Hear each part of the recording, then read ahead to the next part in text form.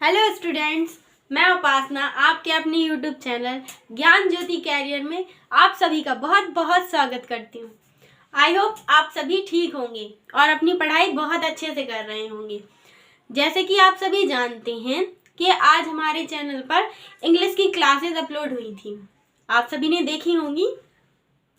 तो आज से हम अपने चैनल पर इंग्लिश सीरीज स्टार्ट कर रहे हैं और उसमें आपको रिंकू सर पढ़ाएंगे, ठीक है। तो आप सभी को उस क्लास को लाइक करना है, सब्सक्राइब और चैनल को भी सब्सक्राइब करना है और ज़्यादा से ज़्यादा क्लासेस को अपने दोस्तों तक शेयर करना है ताकि हम आपके लिए और अधिक से अधिक चीज़ें ला सकें। आगे हो सकता है हम धीरे से मैथ्स की क्लासेस भी लाएं, तो आप लोगों को अपना सहयोग बढ़ाना है। कहते हैं ना, साथ ही हाथ बढ़ाना। एक अकेला थक जाए तो मिलकर हाथ बटाना। तो जैसे कि अब हम अकेले तो कुछ कर नहीं सकते, जब तक आप लोगों का साथ नहीं होगा तब तक हम कुछ नहीं कर सकते। इसलिए अपना साथ बनाए रखिएगा और चैनल को सब्सक्राइब करते रहिएगा और ज़्यादा से ज़्यादा शेयर करते रहिएगा। तो हम आज की सीरीज शुरू करते हैं। आज हमारी 8वीं क्लास है हिंदी की। हमने 2 दिन विराम चिन्ह के बारे में पढ़ा था। हिंदी की सीरीज में हमने क्या पढ़ा? पहले हमने वर्णमाला के बारे में पढ़ा था, फिर उसके बाद हम विराम चिन्हों के बारे में पढ़ रहे थे। तो हमने 2 दिन समझा था विराम चिन्हों के बारे में। आज हम उसका फाइनल क्लास लेकर आए हैं जिसमें कि हम क्वेश्चन आंसर्स करेंगे, ठीक है। और क्वेश्चन आंसर से जानेंगे कि हमने कितना अचीव किया और हमें कितना भी सीखना बाकी है। अगर आप लोगों को कोई डाउट हो तो आप कमेंट करिएगा और अगर समझ नहीं आए तो अपना स्कोर बताइएगा हमें ज़रूर से। तो आज की सीरीज हम शुरू करते हैं। देखते हैं, हमने पढ़ा था कि उसमें विराम चिन्हों के बारे में पहला क्वेश्चन जो आता है हमारा, इसमें कौन अल्प विराम चिन्ह है। हमने विराम चिन्हों के बारे में जब पढ़ा था तो हमने शुरुआत में पूर्ण विराम, अल्प विराम और अर्ध विराम के बारे में पढ़ा था। तो उसमें से देखते हैं हम, ये हमारा क्या है? इंग्लिश का फुल स्टॉप है। क्या है ये हमारा? इंग्लिश का फुल स्टॉप। और ये क्या है हमारा, बताइए? ये है हमारा अर्ध विराम और ये है हमारा, और ये क्या है? पूर्ण विराम। पर ये जो हमारा है इसको हम अल्प विराम कहते हैं। जब हमें कहीं पर बहुत थोड़ी देर के लिए रुकना हो तो वहां पर हम अल्प विराम का प्रयोग करते हैं। जैसे कि हमने कल पढ़ा था एग्जाम्पल में, राम जाता है। यहां पर हमें थोड़ी देर के लिए रुकना था, इसलिए हमने अल्प विराम का प्रयोग किया, ठीक है। और इसके आगे हमने कोई वाक्य बोला हो या हम दूसरा एग्जाम्पल समझते हैं, जैसे हमने कल एग्जाम्पल लिया था, रोको मत जाने दो। जब हमने एक बार यहाँ लगा दिया था तो हो गया था रोको मत जाने दो, और जब हमने एक बार मत के पीछे लगाया तो ये हो गया हमारा रोको मत जाने दो। तो जब हमें कि कहीं पर थोड़ी देर के लिए रुकना होता है वहां पर हम अल्प विराम का प्रयोग करते हैं। अब नेक्स्ट क्वेश्चन आता है हमारा कि शब्दार्थ दिखाने या गणित में तुल्यता सूचक चिन्ह है। आपने कल पढ़ा था कि जब हम दोनों तरफ की चीजों को बराबर दिखाते हैं तो वहां पर हम ये वाला चिन्ह लगाते हैं। इसको हम क्या कहते हैं? तुल्यता सूचक। अब इसमें हम देखते हैं कि हमारा तुल्यता सूचक है कौन? पूर्ण विराम। पूर्ण विराम तो अभी हमने पढ़ा ना, ये होता है। अल्प विराम, अल्प विराम के बारे में भी अभी हमने जाना, ये होता है। हंस पद, हंस पद जहां पर हमसे कोई त्रुटि हो जाती है तो वहां पर हम हंस पद का चिन्ह लगाते हैं, काक पद कहते हैं। तो हमारा तुल्यता सूचक कौन सा हुआ? सी नंबर। इसका आंसर ये है, ठीक है।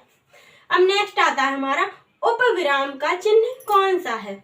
उपविराम का चिन्ह जो होता है वो जो गुरु कामता प्रसाद थे उन्होंने उसे चिन्ह न मानकर विसर्ग माना है, क्योंकि वह इस तरीके से होता है। संस्कृत में जैसे हम विसर्ग लगाते हैं अक्षर के पीछे, वैसे ही उन्होंने उसे विसर्ग माना है और उसका चिन्ह ये होता है ए नंबर इस, यानी कि उपविराम का चिन्ह ये है। 2 बिंदी लगाकर हम उपविराम का चिन्ह बनाते हैं। नेक्स्ट क्वेश्चन आता है हमारा, प्रश्नवाचक चिन्ह को पहचाने।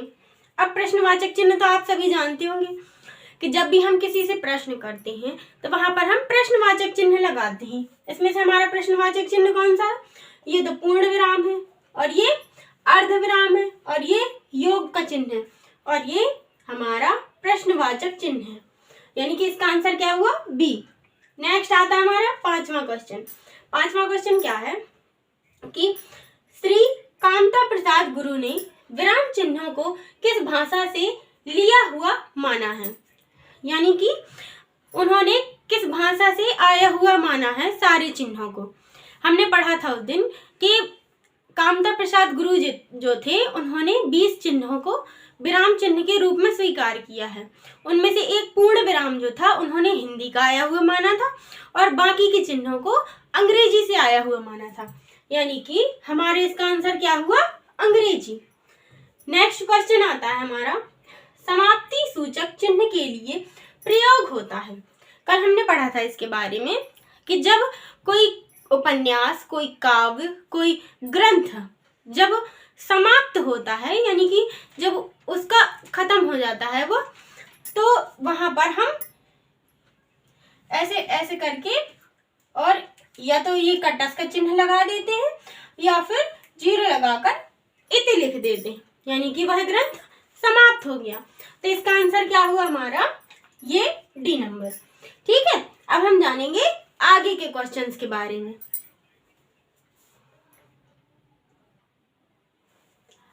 अब हम करेंगे नेक्स्ट क्वेश्चन। हमारा अगला क्वेश्चन है, आप कौन हैं? इसमें कौन सा विराम चिन्ह लगाएंगे? अब ये क्या है, आप अगर पढ़ेंगे तो इसमें हमें समझ में आ रहा है कि कोई है जो क्वेश्चन कर रहा है। क्या क्वेश्चन कर रहा है? कि आप कौन हैं, यानी कि यहाँ पर हम कौन सा चिन्ह लगाएंगे? प्रश्नवाचक चिन्ह। कौन सा? प्रश्नवाचक चिन्ह लगाएंगे। ये तो पूर्ण विराम है। पूर्ण विराम कैसा होता है? ऐसा। प्रश्नवाचक कैसा होता है? ऐसा। विस्मयादि बोधक ऐसा, और अल्प विराम ये कॉमा। तो इनमें से हमारा प्रश्नवाचक कौन सा है? ये वाला चिन्ह। इस वाले चिन्ह को हम यहाँ पर लगा देंगे तो ये हमारा वाक्य पूर्ण हो जाएगा। ठीक है, अब आते हैं हम नेक्स्ट क्वेश्चन में। नेक्स्ट क्वेश्चन क्या कह रहा है? अश्वत्थामा मारा गया किंतु हाथी में कौन सा चिन्ह लगाएंगे हम यहाँ पर? अब हमने कोई वाक्य बोला, अभी हमने पढ़ा था ना कि हमने कोई वाक्य बोला, उसके बाद अगर हमें कुछ देर ठहरना है तो हम कौन सा चिन्ह लगाते हैं? अल्प विराम का। पर हम इसमें कहाँ लगाएंगे, हमें ये भी तो पता होना चाहिए ना। पर यहाँ पर हमने देखा अश्वत्थामा मारा गया, यहाँ पर हमारा एक वाक्य पूरा होता है, तो हम यहाँ पर अल्प विराम का चिन्ह लगा देंगे और थोड़ी देर ठहर कर बोलेंगे किंतु हाथी, तो ये हमारा वाक्य पूर्ण हो जाएगा। अब आते हैं, और इसमें अल्प विराम कौन सा है? ये सी नंबर इसका आंसर है। नेक्स्ट आता है हमारा, कबीर वाणी के डिक्टेटर थे में किस चिन्ह का प्रयोग होगा? अब किसी ने उनके बारे में लिखा है, यानी कि किसी की किताब की हमने पंक्ति उठाई है और हमें किसी लेखन में से जोड़ना है, तो हम उसमें किस चिन्ह का प्रयोग करेंगे? कबीर वाणी के डिक्टेटर थे, तो ये हमारा कौन सा चिन्ह होता है? ये होता है हमारा उद्धरण चिन्ह, और ये है पूर्ण विराम, ये है वर्गाकार कोष्ठक, और ये है विस्मयादि बोधक।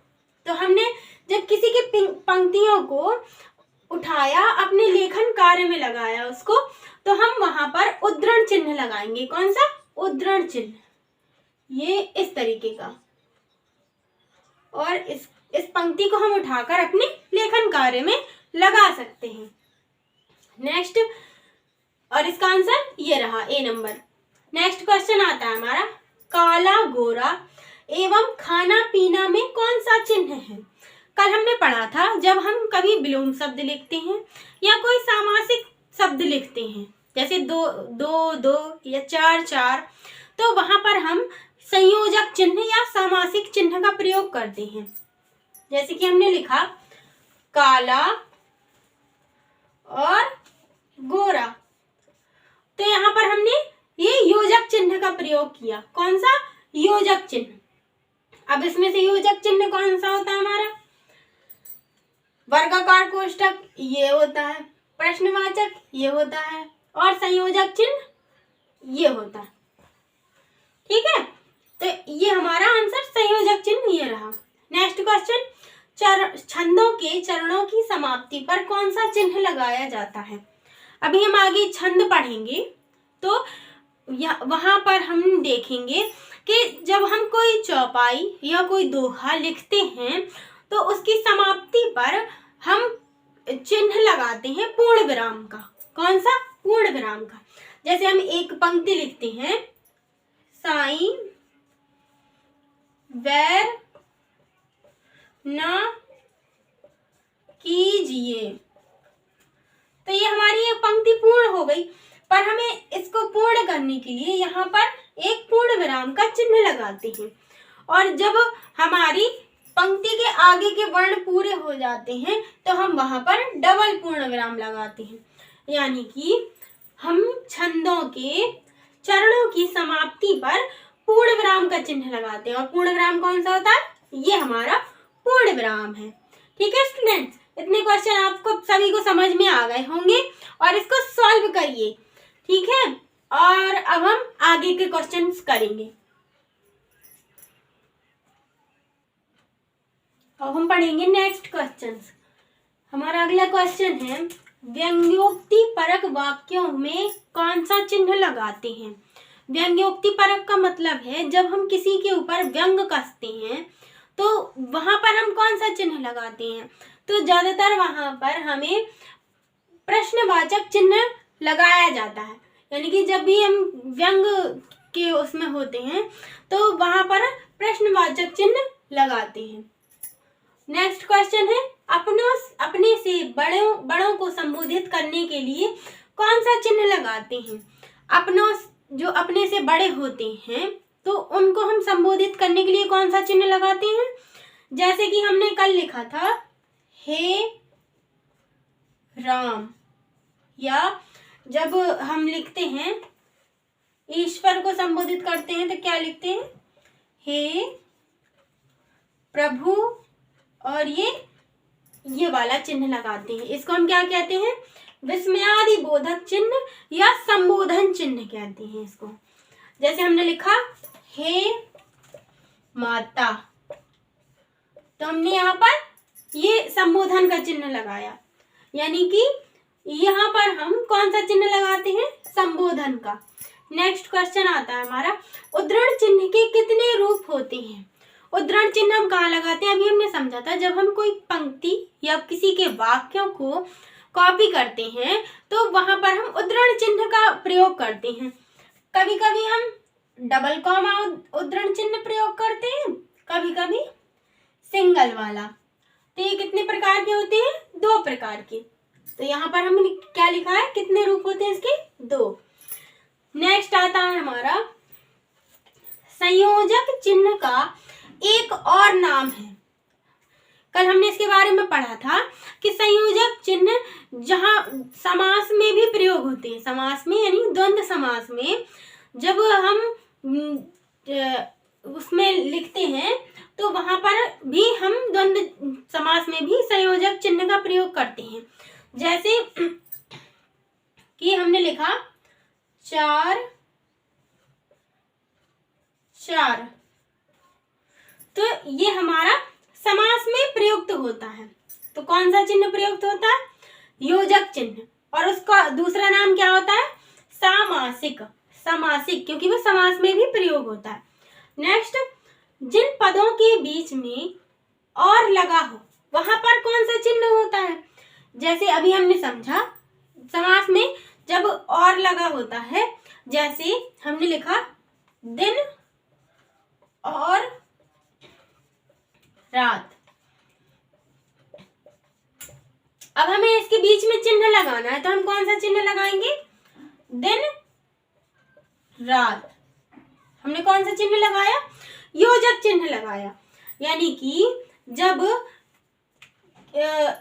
किन्हीं दो सार्थक पदों के बीच में और लगा हो तो वहां पर हम संयोजक चिन्ह, योजक चिन्ह या समासिक चिन्ह, एक ही चिन्ह होता है, इसको हम लगा सकते हैं। तो हमारा आंसर क्या हुआ? ए नंबर।